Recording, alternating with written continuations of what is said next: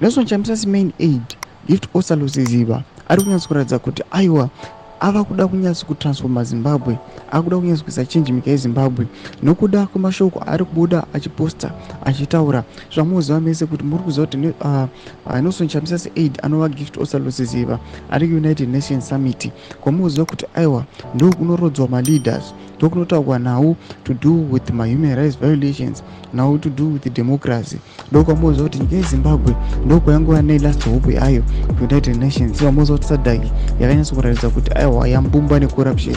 Sanapinda mashoko anobuda aitogwa panapa naOstallos Siziba ndobva wasubscribe like turn on the bell icon. Tipinda paendo pake anoposta his picture oyanyora achiti ready for today's conversation on global governance. Anobva posta picture rake zvake mukomana obva adi obva asiya obva aenda. Tonyatsa kuona kuti panapa Ostallos Siziba ari kuyatura mashoko kuti aiwa is now ready for the conversation yakuda kunotaura yeglobal governance yamuri kuona kuti aiwa they want to share their views and ideas.